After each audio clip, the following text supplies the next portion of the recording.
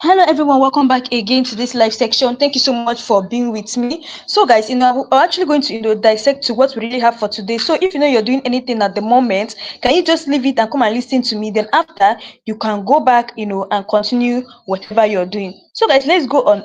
Very Dark Man has actually dropped a very serious shocking revelation, and we'll be looking at it. So guys, listen carefully. A lot of people have been calling Very Dark Man, to speak about Nnamdi Kalu's illegal detention at the DSS dungeon and his extraordinary rendition. Well, guess what?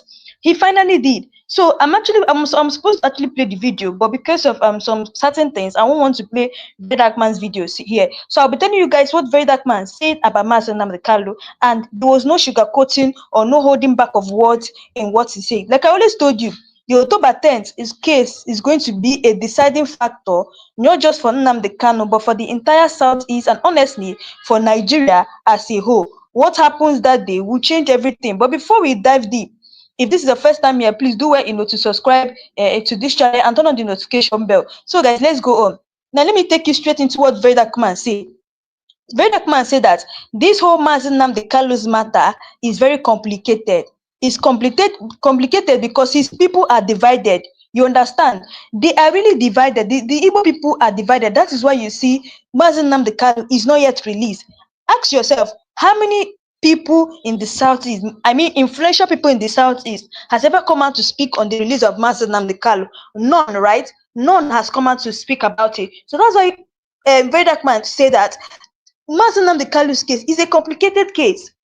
This is not something that an individual should go and be meeting Bola Ahmed Tinubu. They need a collective of voices. They need larger people to go and seek for the release of Mazen Nnamdi Kalu. But if they're doing it individually, nobody is going to, nobody, Bola Ahmed Tinubu is not going to listen to them.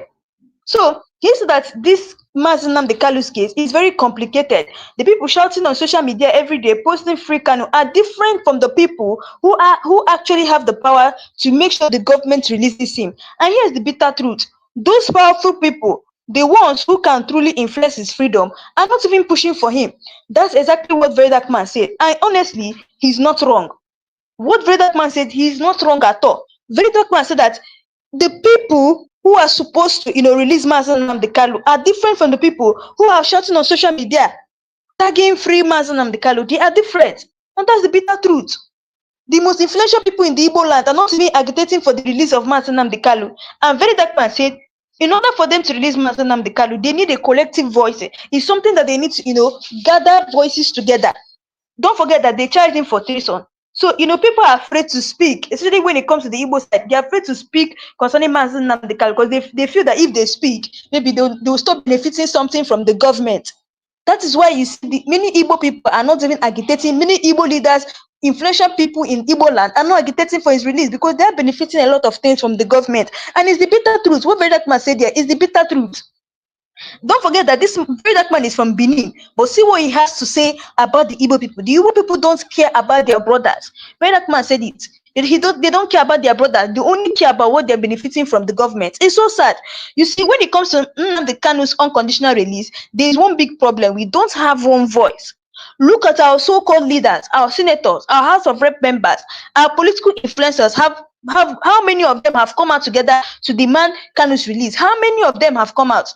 Where is the Igbo caucus in the National Assembly? Where are the senators from the Southeast? Where are the House of Rep members representing our people? None of them are speaking with one strong voice. And because of this division, Nnamdi Kanu's case keeps dragging endlessly. Now, compare that to other parts of the country. Compared to that part of the country, for example, Habib Nafua and other senators from the north came out together, united, and told the Senate president to push for the release of Umar Zimbadiga. They did not fight among themselves. They did not say stay silent. They spoke with one voice. And guess what? They got results. But here in the Southeast, it's a different story. When it comes to Nnamdi Kanu, our leaders are silent, divided, and in many cases, self-serving.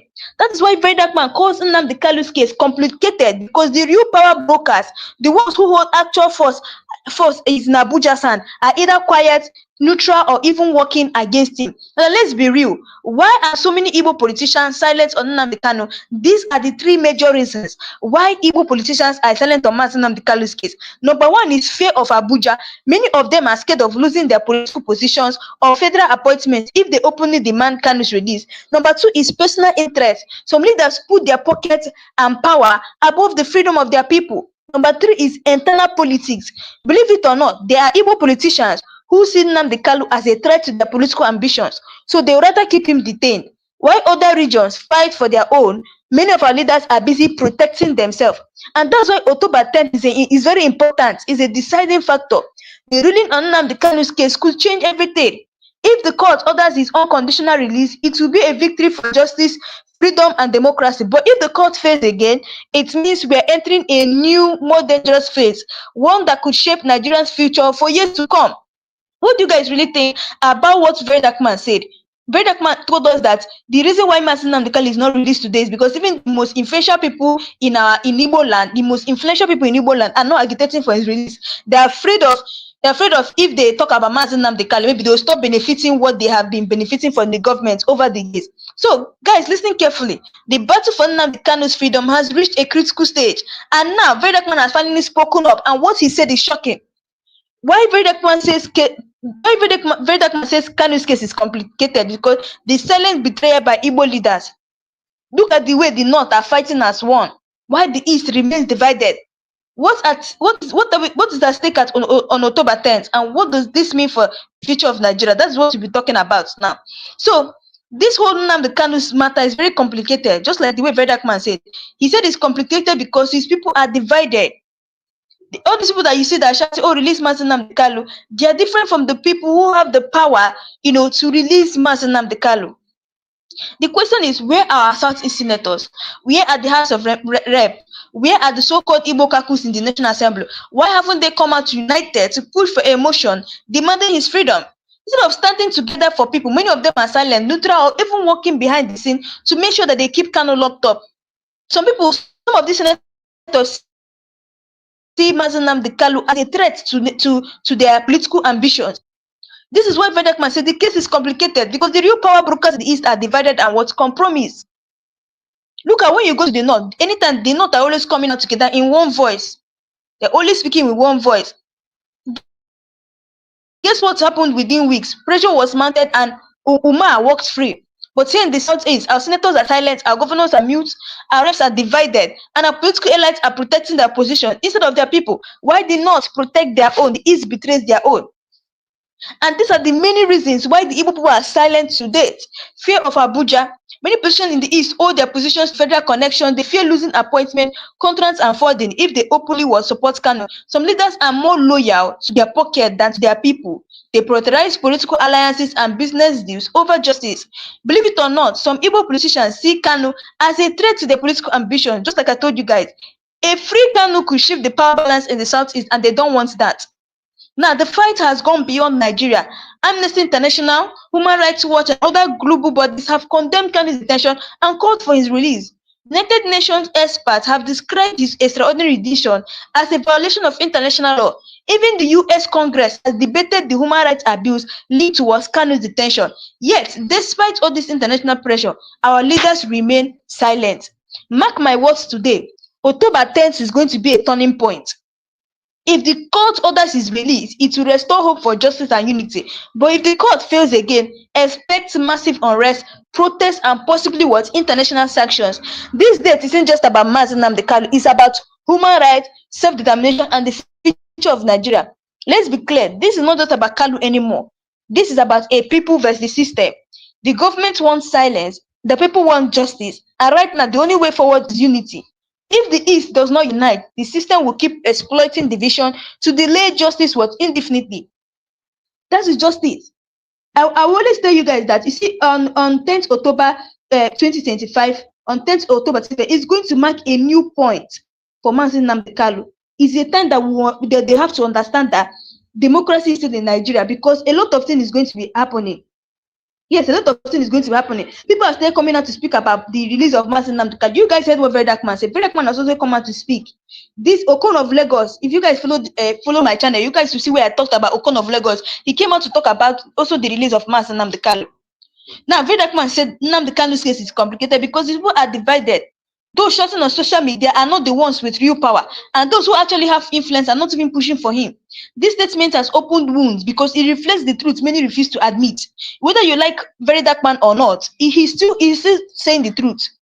Whether you like him or not, Very Dark Man is still saying the truth, and that is the truth. Many of our Southeast leaders are not coming out to talk about the release of Mazi Nnamdi Kanu when they have the powers. The people who are shouting on social media are different from the people who have the power to release him immediately.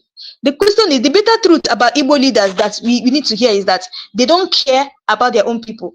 Where are the senators from the Southeast? Where are the House of Rep member? Where is the Igbo caucus in National Assembly? The reality is painful. It's painful because many of them are silent. Some don't even care. Others are even behind working against him. Some people come out and say they're supporting him, but in private they're working against him. Why? Because they're protecting their own interests and not the people's freedom. Now, there was a time that when Umar Zimbadiga was arrested, if you guys remember, he was arrested. Now, northern senators like Habib Nafuwa stood as one.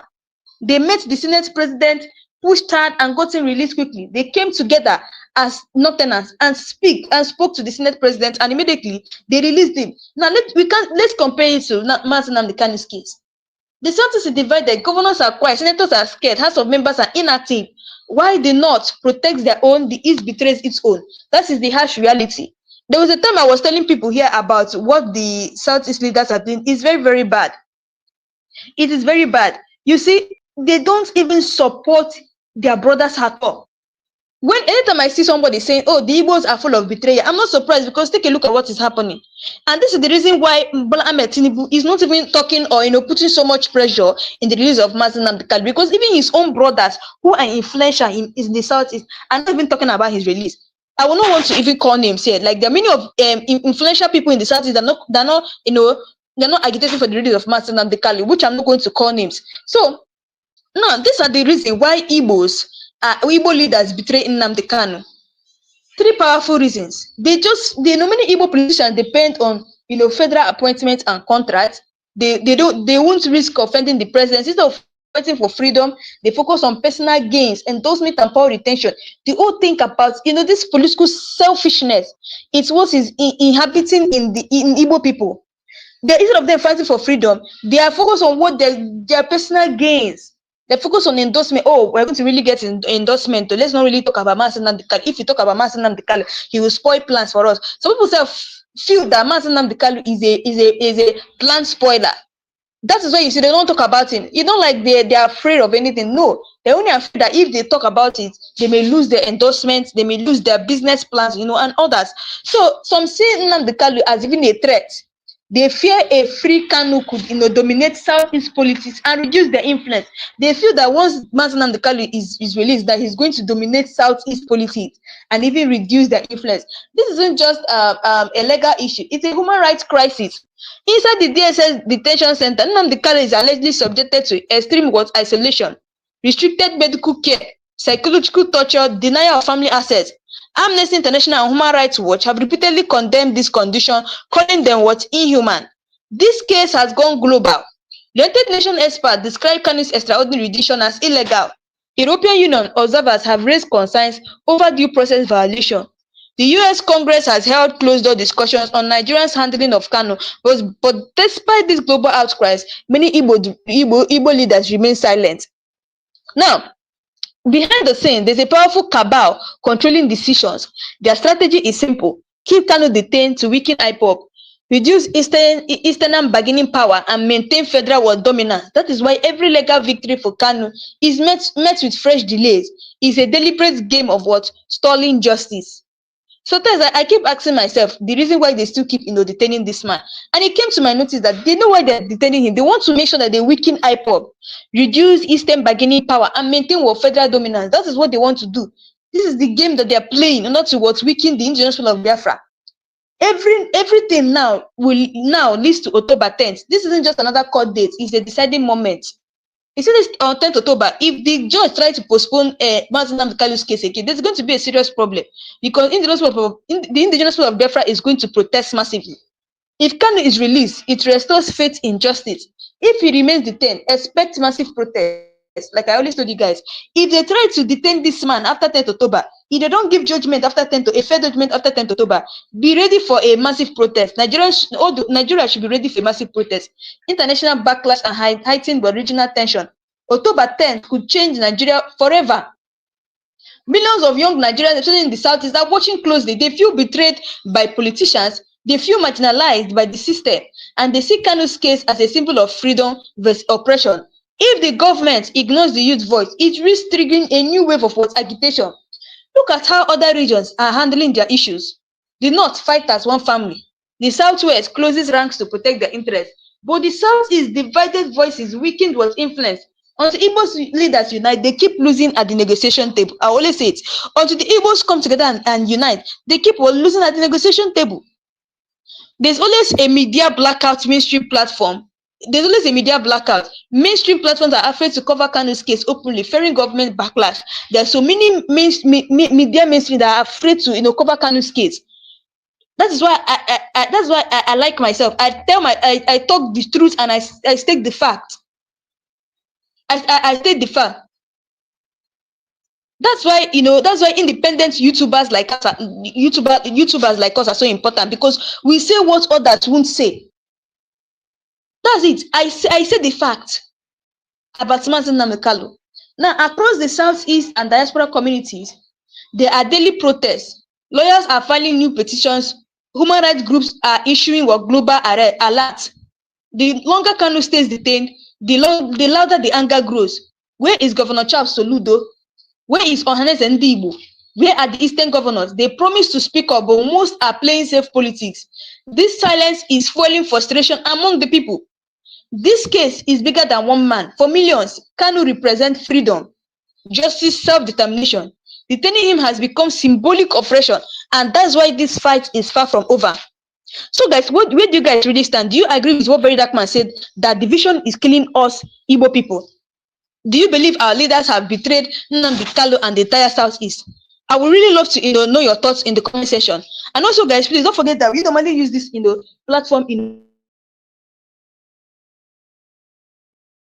So yeah, I want you guys to do well to type in the comment section free Nnamdi Kanu, and also click the subscribe button if you're just coming across this my channel for the first time. Like I always say, it won't cost you anything to just subscribe to this channel to be getting more updates concerning Nnamdi Kanu.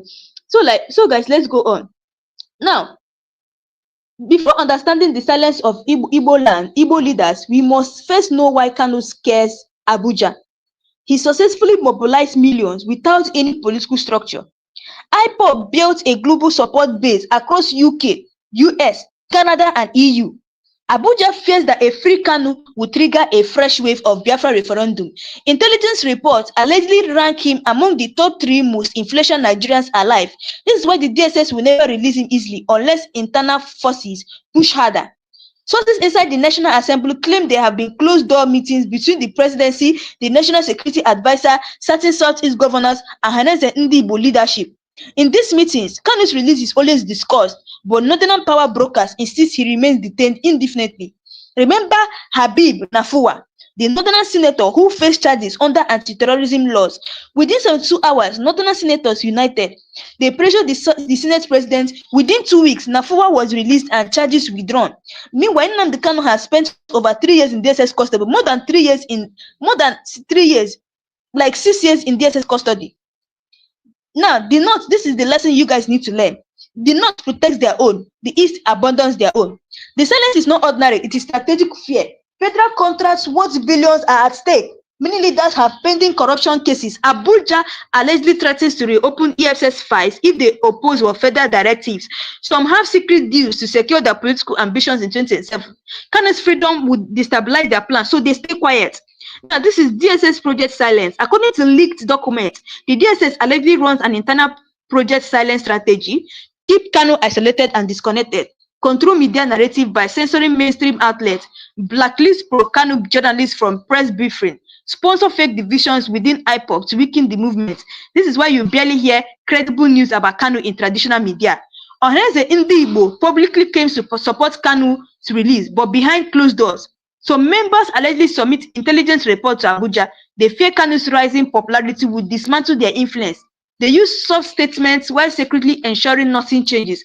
This double game is one of the biggest betrayals in Igbo history. Now, what is the role of Governor Charles Soludo? Governor Charles Soludo once called for Kanu's unconditional release, but that went quiet. Insiders allege he faced direct pressure from Tinubu's presidency.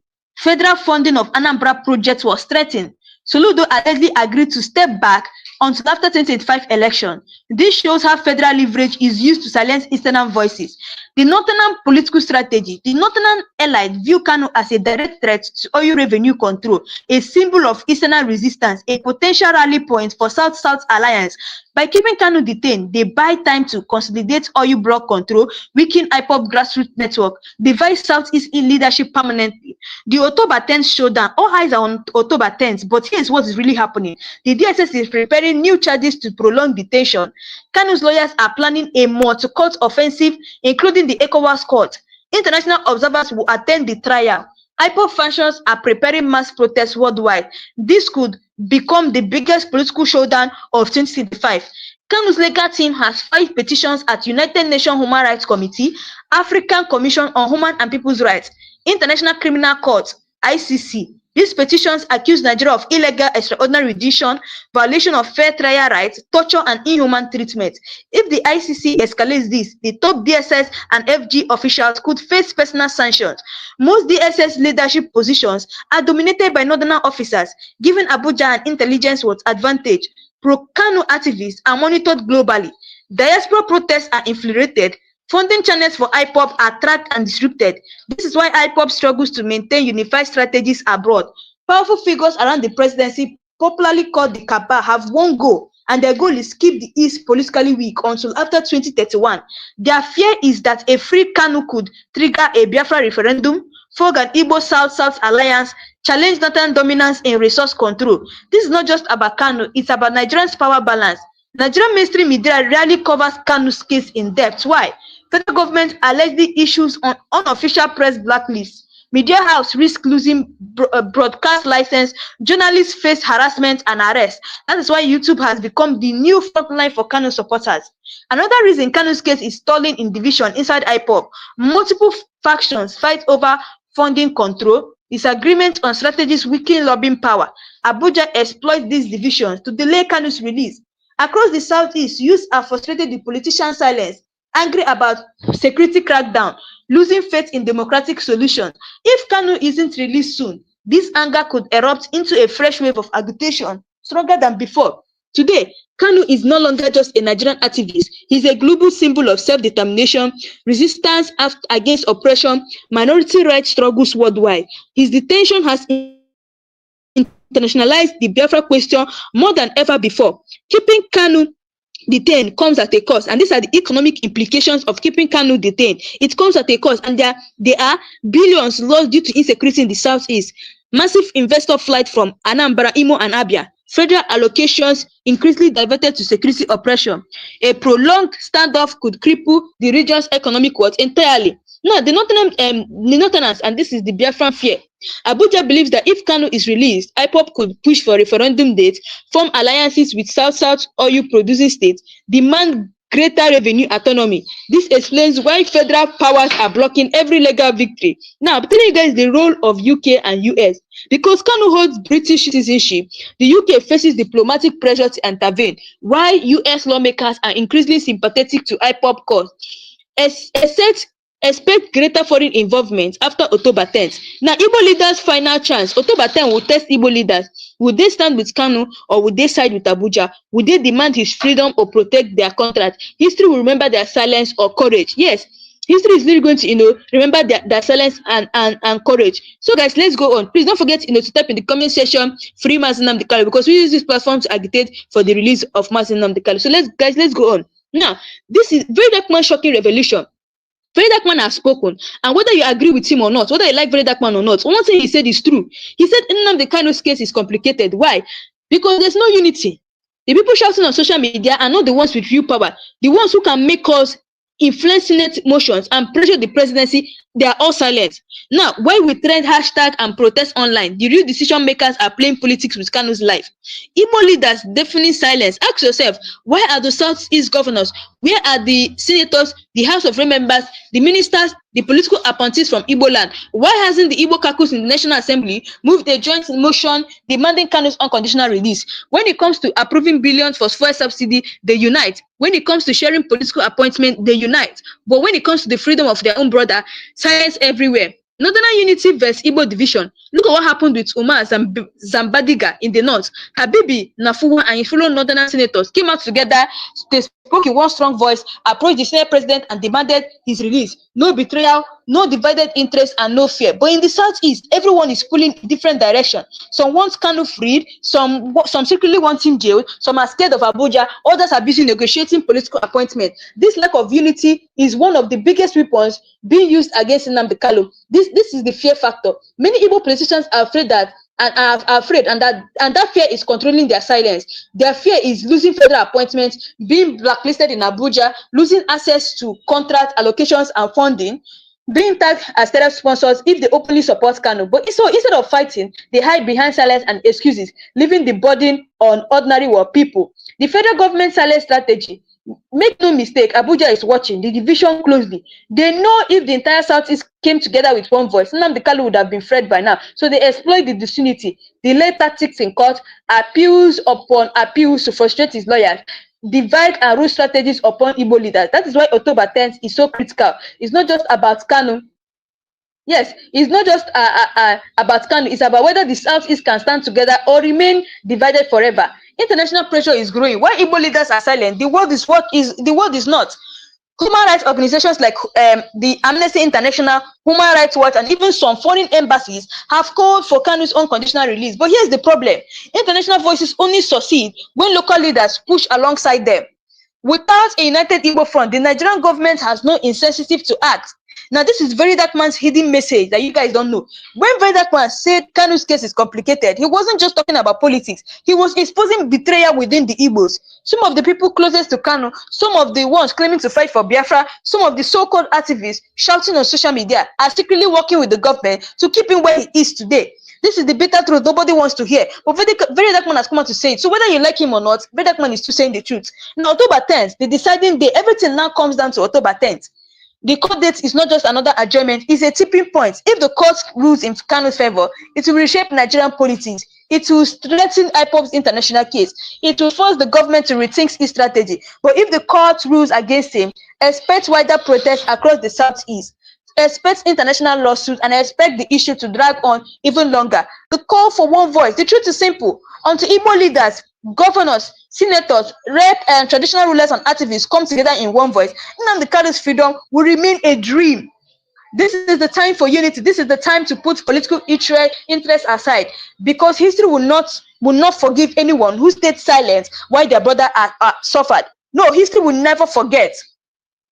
It will never forget people who stayed silent while their brother was suffering in detention.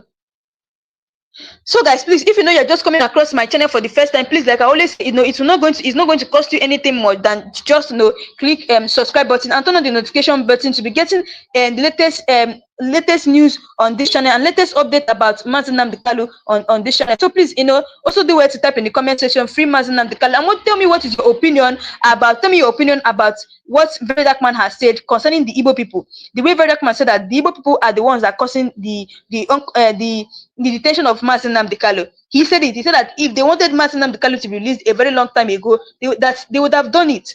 That is what Very Dark Man said. So guys, let's go on.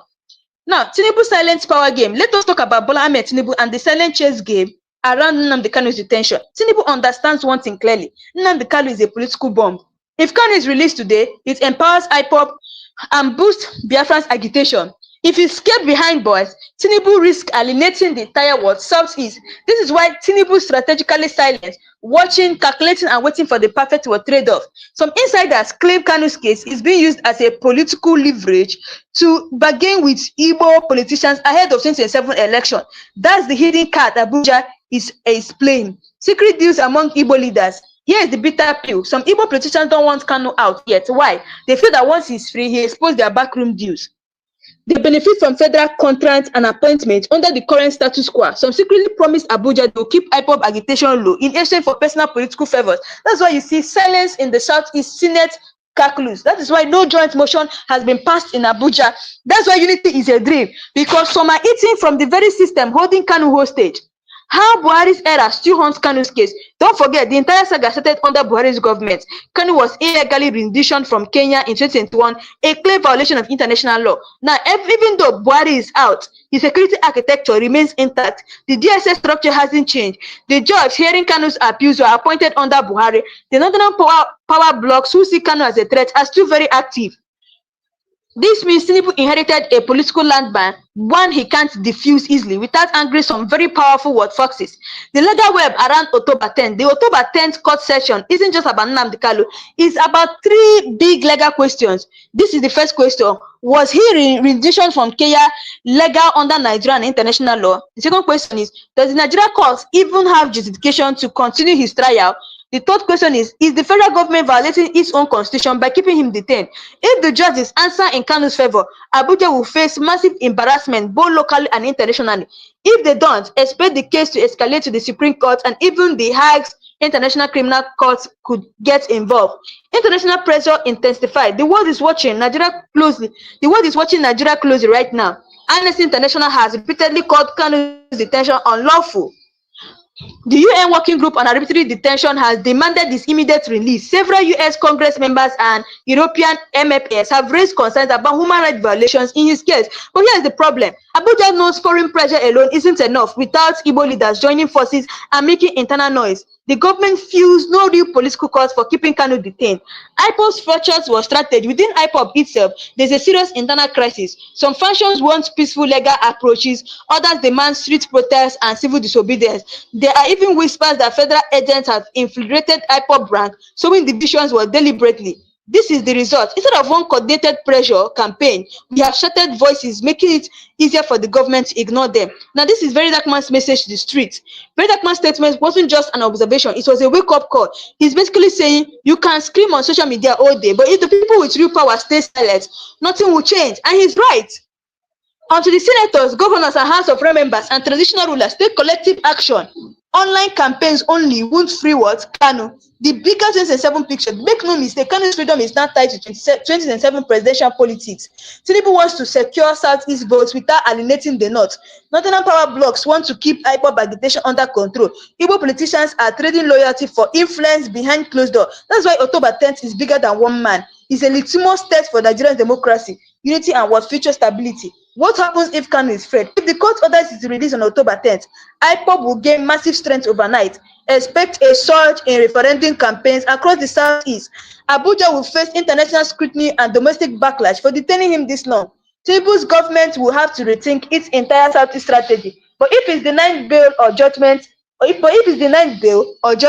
goes against him, expect nationwide protests, court appeals, and possibly foreign lawsuits. Now, this is the time for every Igbo leaders, influencers, and activists to unite. This isn't just about Nnamdi Kanu anymore. It's about justice, human rights, and regional dignity. If Habib Nafuwa and other northern senators can speak in one voice for Umar Zimbabwe, then what's stopping the Southeast leaders from doing the same for their own soul? October 10th is not just another court date. It's a moment of truth for Kanu, for the Southeast, and for Nigeria. Whatever happens, that they will reshape politics and influence 2027, and possibly will determine the fate of Biafra agitation forever. Yes, it will. It will. So we need to, we need to, 10th October is going to decide what is really going to, happen on 10th October 2025. So guys, I want you guys to listen to the lawyer of Nnamdi Kanu, and please do well, to drop your comment below, because I want this live session to be an interactive live session. And also, I'm going to be coming back to tell you guys the reason why Very Dark Man had to say this about Nnamdi Kanu. So guys, watch this video, and I'll actually be right. I'm also speaking on my own behalf. My name is Aloy Ejimako. I'm the special counsel to Nnamdi Kanu and the indigenous people of Biafra. And I'm speaking to you from a location in Nigeria. The man, Nnamdi Kanu, is well known. He's everywhere. He's on Wikipedia. He's an internationally acclaimed freedom fighter. But there's just a few things I need to tell you about him. What brought him to limelight was the formation of the indigenous people of Biafra in the United Kingdom in 2012. Simultaneously, he also founded Radio Biafra. And these two organizations were aimed at one thing: liberation for the people of Biafra, or restoration of the former Republic of Biafra that went defunct in 1970. The right to self-determination is a right that is guaranteed internationally, domestically, and continentally. It's within the black letters of Nigerian law at Article 20 of the African Charter on Human and People's Rights. The right to self-determination is guaranteed. So the formation of IPOB did not break any law. Not laws of United Kingdom, not international law, not Nigerian law. But guess what? When Nnamdi Kanu, who was born in Nigeria, but who acquired British citizenship later on, came to Nigeria in October 2015, the government of President Muhammadu Buhari, which had come to power in May, decided to arrest him. He was not arrested between 2012 and 2015 because the government of the day at that time understood that self-determination is not a crime. But the government that came into power in 2015 in May decided that self-determination is going to be treated as a criminal activity. So he was arrested in Lagos.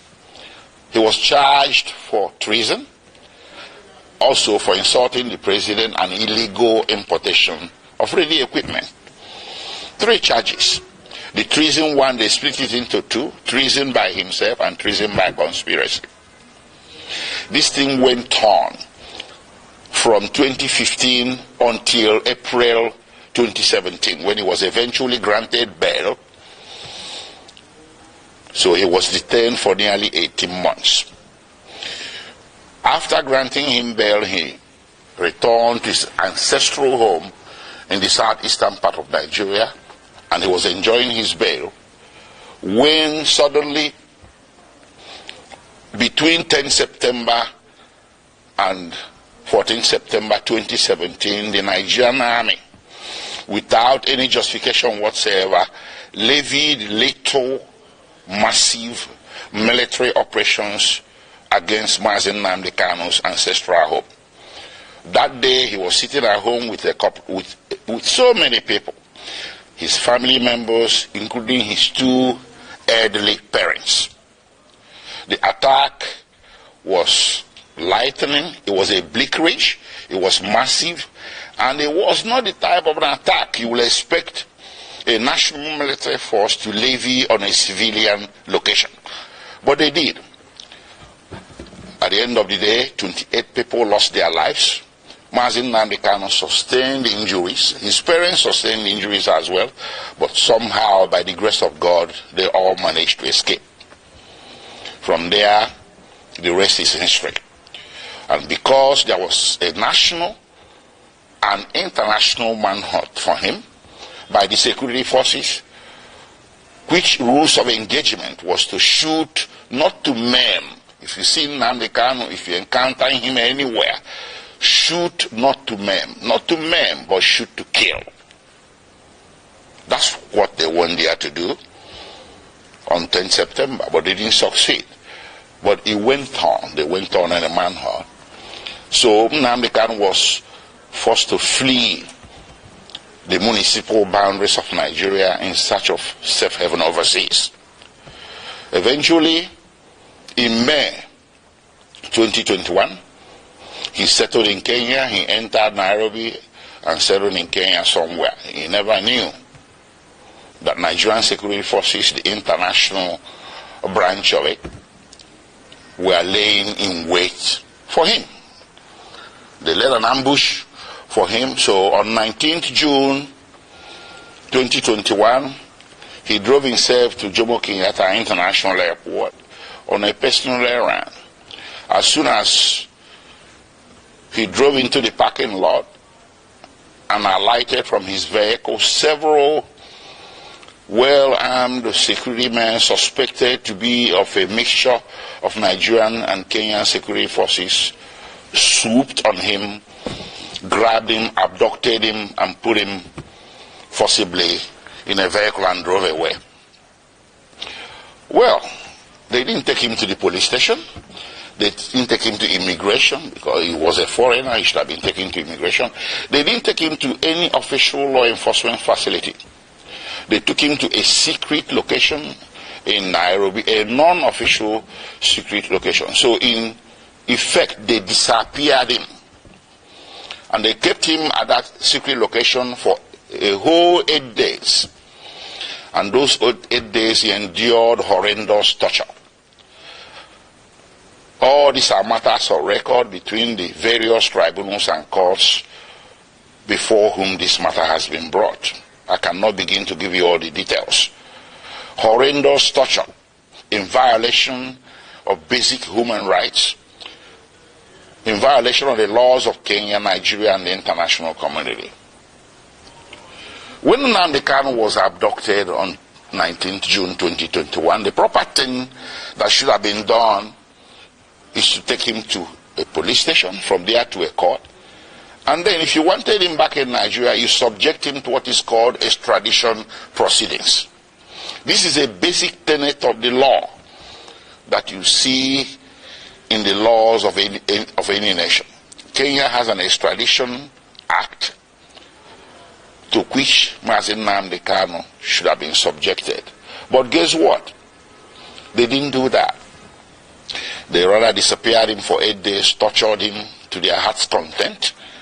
And on 27th June, they secretly brought him out from this location and took him through the back doors, evading Kenyan immigration, direct to the tarmac of Jomo Kenyatta International Airport, Nairobi, where a private plane was waiting. They bundled him into the plane, chained him to the chair, and everything. He endured 5-6 hours flight from Nairobi to Kenya in the most excruciating circumstances. They arrived in Nigeria late in the evening and the plane flew back to Nairobi. They took him to the headquarters of the National Intelligence Agency in Abuja, where he spent the first night with all the lights left on to assure his maximum discomfort. The following day, they transferred him to the headquarters of Directorate of State Security in Abuja. And on the third day, they brought him before the Federal High Court in Abuja. The Federal High Court was well aware that Nnamdi Kanu has counsel of record. It was an open case, it wasn't a new case, a pre-existing case. But the Federal High Court decided to conduct the arraignment in violation of his constitutional right to counsel, and that arraignment led to the indefinite detention with which we are struggling today.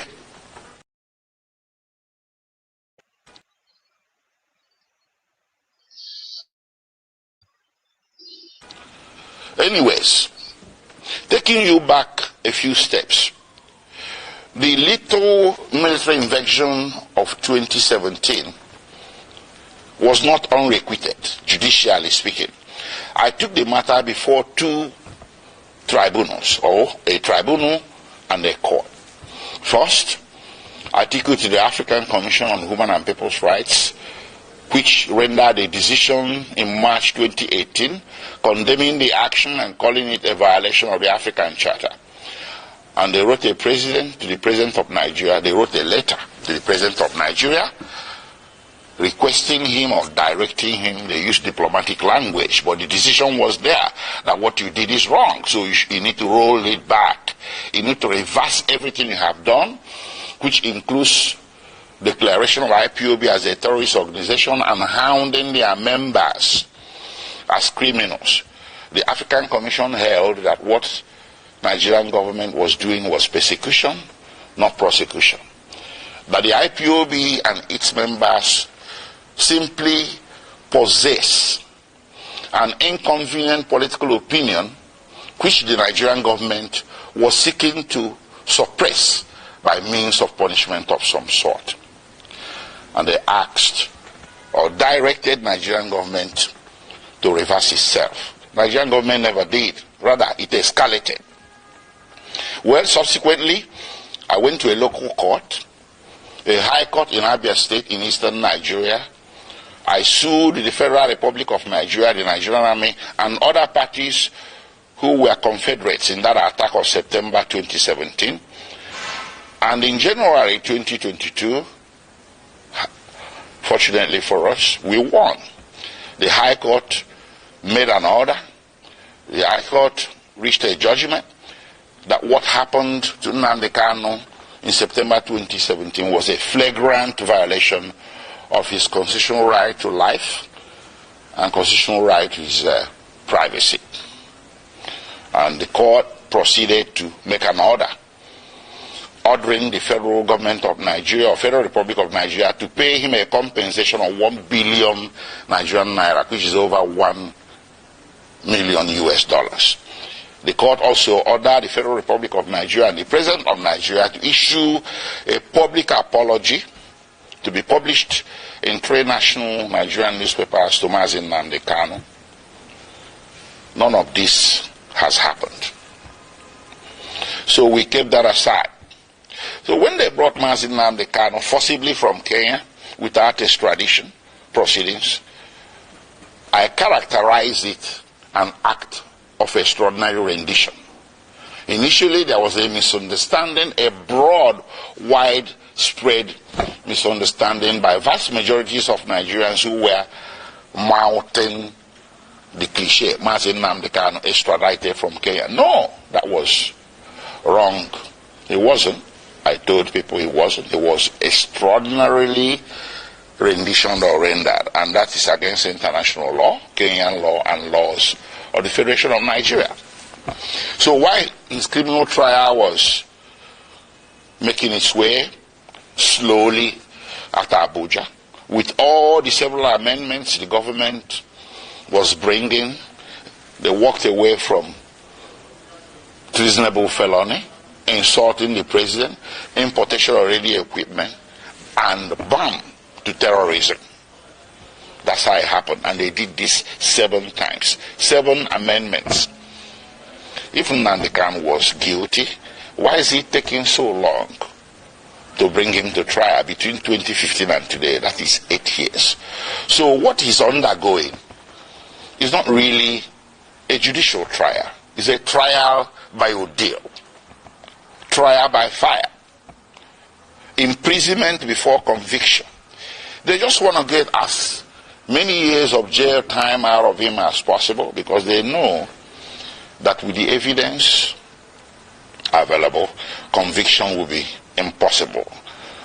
And that was made worse by the extraordinary rendition, which I took also as a civil violation to a federal high court in Nigeria. And in October 2022, the Federal High Court came down with a judgment that extraordinary rendition was a violation of his constitutional rights, his fundamental rights, and they awarded him 500 million Nigerian naira. That's about $800,000. So all around, everywhere that this matter has gone to, including in July 2022, before the Human Rights Council at the United Nations. The Human Rights Council, United Nations, came down with an opinion that what happened to Nnamdi Kanu in Kenya and that brought him to Nigeria is a very grave violation of international law. And they directed that he should be released unconditionally. And of course, the Court of Appeal in Nigeria did come down with a similar judgment in same October 2022, discharging Nnamdi Kanu of all charges and bearing any further trial of his person in any court in Nigeria as a consequence, as a direct consequence of the extraordinary rendition. So what more can you ask for a man to deserve his freedom? How many have I counted? United Nations, which in this case should be considered a world court. Then you have the Nigerian Court of Appeal, which is the second highest court in the Federal Republic of Nigeria. Then you have the Federal High Court, which is the court of first instance at the federal level. And of course, you have the State High Court that awarded him 1 billion Nigerian naira. So between 2015 and today, 8 years and running, Nnamdi Kanu has snagged 4 major victories against the Federal Republic of Nigeria, with Federal Republic of Nigeria winning nothing.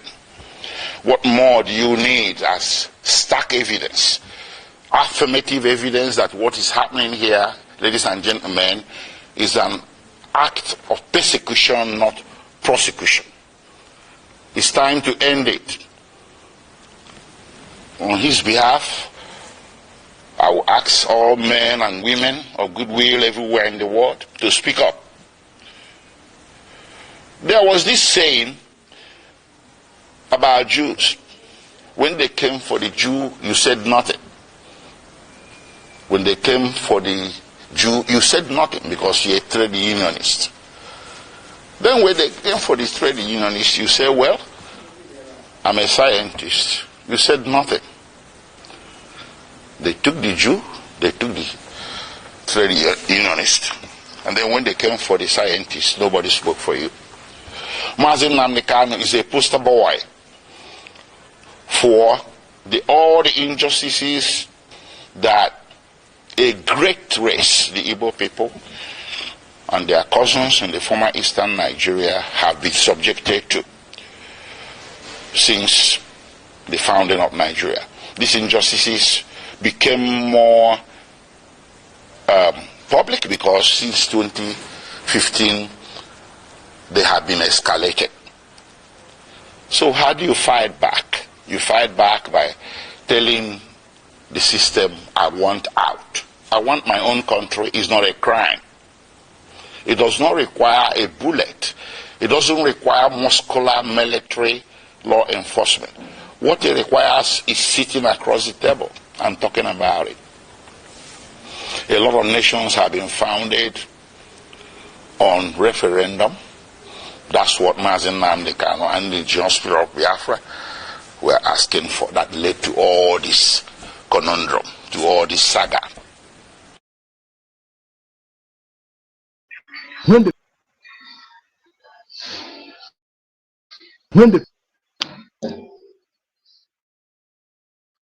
When the president calmed down, the reason Nnamdi Kanu have a discussion with him. You have been having a discussion with bandits and the so-called repentant Boko Haram. Tell me the offense of Nnamdi Kanu, because he's agitating for self-determination, which is his own constitutional fundamental rights granted to him by the Constitution and the law. Well, the government's angle is not because of the agitation, because they know that everyone has a right to agitate. But they said the way he was going about it, like and then people were being incited. Well, that's even not what I'm What of the one the wife of the president incited people during the election? The wife of the president, he incited people that Igbo should go. What of the one of Lagos said that Igbo should go and fall into lagoon? What of those that came out and said that Igbos will not vote? If you are not voting for APC, you will not vote. What happened to them? Has anybody been arrested? That Nnamdi Kanu said something, then you now term that thing he said as is a terrorist, is a crime of terrorism. You charge him for terrorism. His own lawful organization that is registered in almost all the whole countries in America and Europe and Asia, and you now came to Nigeria, you term it a terrorist organization. Now you are now saying that now that IPOB is being recognized in almost all the whole countries in America and Europe. So you are now saying that America, France, Germany, they are recognizing a terrorist organization because you don't want anybody to agitate. You want to suppress anybody. If you talk, you kill him, suppress him, jail him.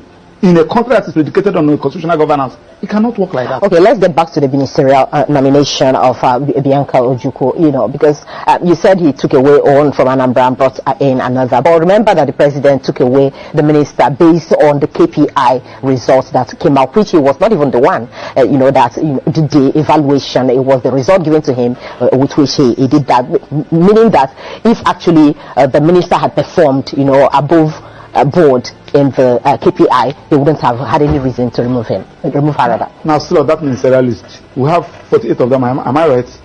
And we have 36 states in this country, including FCT 37. So, apart from Southeast, that have only 5, every other region have more than 6, apart from Southeast. Now, check since 1999, we have been having series of presidents. Just let's use what is going on now. The president is from where? Vice is from where? Speaker is from where? Senate President is from where? CJN is from where? Court of Appeal President is from where? National Industrial Court President is from where? Chief Judge of Federal High Court is from where? And they are saying that the people of Southeast belongs to this country. The chief of are you sure you're not, Max, are you sure you're not? I mean, it's just like what I said too. I mean, isn't it time we started to be less sentimental about this diversity? We have to apply it now. We are saying that the only people that are qualified to hold this position, nobody from South is qualified. On what basis? Are you saying that there's but the chief of Naval Staff is from the Southeast? Huh? The chief of Naval Staff? From where? I'm talking about the key position. Number 1 person, number 2 person, number 3 person, number 4 person, number 5 person. The key position, we have 3 arms of government: the executive, the judiciary, and the parliament. You can never see anybody from Southeast there. Now, the point we are talking about is that I'm not even talking about, I'm in court about lopsided appointments. Okay. I can avail that my process because I did an intensive research in that process. File it, asking court to view whether this particular appointment, whether this particular governance is in line with Federal Character Establishment Act, an act of National Assembly that said that you should carry everybody along. Section 14 of the Constitution also said that you should carry everybody along. And we are not doing all these things. You are telling me that, yes, now that you have removed Kennedy Ohanele and you are now brought in Bianca Ojukwu, that the people of Southeast will jubilate. Are you talking to idiots? Look at the people that you are talking about. Check, let me start with the source. In football, the people that have made Nigeria proud are the people of Southeast. In commerce, in aviation industry, name it. In academics, they are from people of Southeast. But when it comes to power, they are not qualified. And we want them to be happy. Listen, let me tell you, like today that is Monday, go to Southeast. And my annoyance is that these things are avoidable for Christ's sake. The one at Niger, the reason and the Kanu, let us start addressing this issue.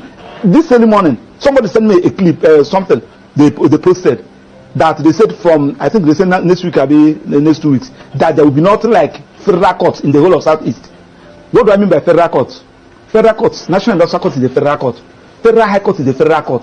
Court of Appeal is a federal court. Now, the judges that are there, most of them are not Igbos. Majority of them are not Igbos. How should you risk somebody to go and preside in the Court of Appeal over the judicial division, Oka Judicial Division, Enugu Judicial Division? How can you appoint somebody to go and preside in Federal High Court in the Southeast, National Industrial Court in the Southeast? And you are not even thinking about all this, and the judges are not even thinking about So the point we are talking about is that when there is a problem, look for a solution. Personally, somebody like us, we are not even, I'm defending Nnamdi Kanu, one of his lawyers.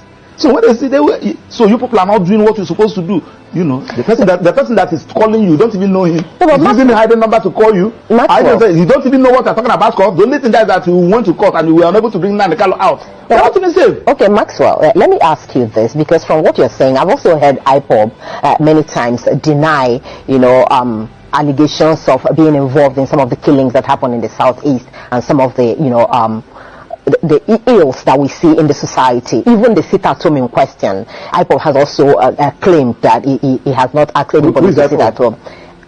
I don't know, get my point. So the point I'm making is that from what you're saying, it would look as if what you're actually trying to say is that it's because Nnamdi is being held, yes, that is why the ills in the society in the Southeast has escalated. Does it have anything to do with him? That is what you're saying. Do you know why? Nnamdi Kanu, IPOB is his initiative. He established it, he organized it. Now, when you now kidnapped him or adopted him, and unlawfully, because the Supreme Court have said that he was unlawfully brought into this country, and You kept him incommunicado. Everybody on his own. This one we kill, you said at IPOB. This one we maim, you said at IPOB. Everybody on his own. That's why I asked you the question, who is IPOB? The IPOB you know is Nnamdi Kanu. So Nnamdi Kanu, if Nnamdi Kanu is out, he will know who is who. Simon Ekpa will talk his own, Emma Powerful will talk his own, this one will talk his own, this one. Who is IPOB? That you are even talking. Simon Ekpa is in Finland. Emma Powerful, I don't know where he's operating from. Another person is operating from somewhere. Issuing threats, just like the one somebody told me. I don't even know where that one is coming from. So the easiest way to do is the one that you know, Nnamdi Kanu. Then tell Attorney General, as he discontinue the charges against the president of Mieti Ala Kato, discontinue that of Showore, they are all terrorism. Tell them to discontinue this of that of Nnamdi Kanu, and allow Nnamdi Kanu to agitate. It is his right. I told you the other day. You see, that's where the problem is, really. The guarantee, that there will not be problems, even if Nnamdi Kanu is. Because you're saying allow him to agitate, and he goes about it the way he used to, like, the government have actually feared. That may also create more problems, don't you think? Let me tell you, there are some things that you asked me the other day whether they are talking about condition given Nnamdi Kanu. I told you one question. I say, if you give Nnamdi Kanu condition that he feel after meeting up that condition, he will still live like a human being, so be it. But when you give him condition and you are removing that made him a human being, he will tell you no. What is that made you a human being? That thing that makes you a human being is your ability to exercise your fundamental rights.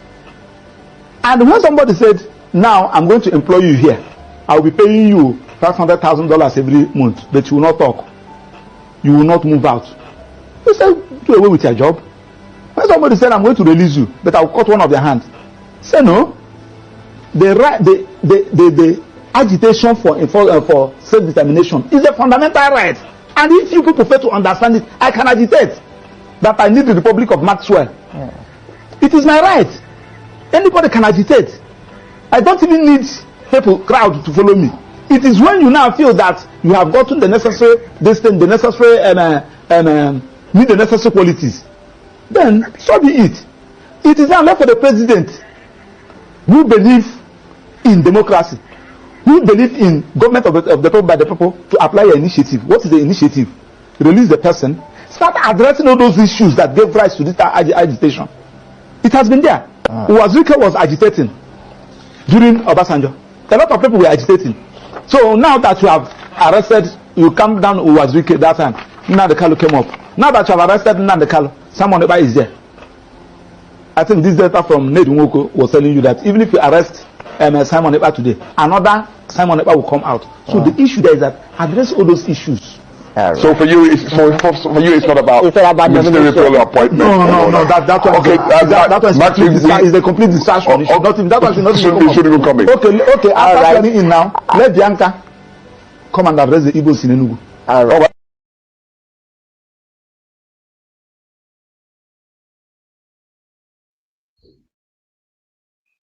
So guys, I'm sure you guys have listened to what the lawyer of Nnamdi Kanu said, as well as what Very Dark Man said concerning the Igbo leaders, saying that Igbo leaders are just betraying, Igbos are betrayals. Imagine the way they betrayed their own brother, Nnamdi Kanu, just because of what they're benefiting from the Nigerian government. They don't want to lose appointments. You see, like Very Dark Man, even if you don't like Very Dark Man, he stated the truth and the facts here.